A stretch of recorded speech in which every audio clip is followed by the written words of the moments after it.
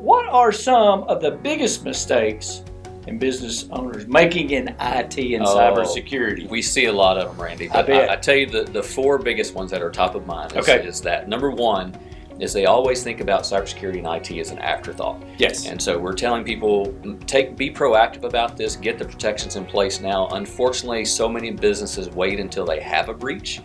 And even like the big hospitals and stuff that were shut down this year, a couple of years ago, that kind of thing. Don't wait until you have a problem, because in many cases it's too late at that point. 60%, as I've said many times, of those businesses that have a major breach close their doors within 6 months. So you want to make sure don't make it an afterthought. Don't wait. Yeah. Shoot, I should have done that. That's right. Exactly. So you don't want to do that. Yeah. So another one is people think that free software is enough. Oh. And there's a lot of free solutions you can download for malware protection, that kind of thing online. Unfortunately, you have to ask the question: what is their motivation to keep that software up to date and stay on top of the latest technology? Because it is free. It is free, so somebody's got to pay for that, and so you may end up with adware or bloatware on the computer if you use those programs, and then that it's probably just not doing as good a job as what you need to really protect you. So, the next one is underestimating the cost of downtime. Oh yeah, this was interesting. Yeah, so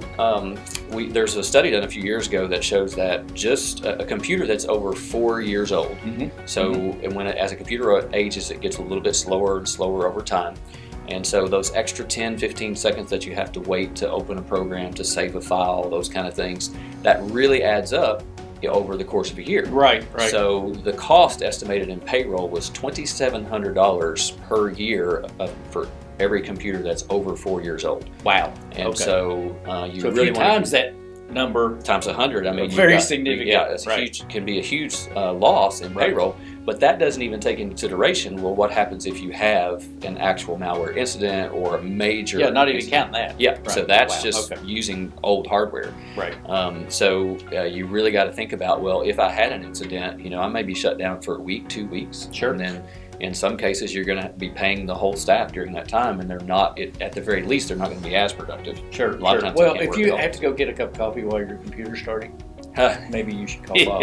Yeah, and it still says, it's loading when you get back. He'll give you a free cup of coffee a bit. That's right. So, and we include lifecycle management as part of it. Yeah. Well, there you go. That's fantastic. Yeah. And number 4, failing to plan for the long game. Yeah, unfortunately, it's not a set it and forget it. You can't just put something on the computer and just think that it's done. A lot of people, they bought antivirus 10 years ago. They really don't even know if they have it. Oh yeah, exactly. Right. So a lot of times we find that they say, well, we've got it on there, but we find out that the subscription expired in 2017. Right. And it's not been updated, and so and a lot of times it's old, outdated antivirus anyway. And it'd be even worse if it's free. Exactly. That's right. Yeah.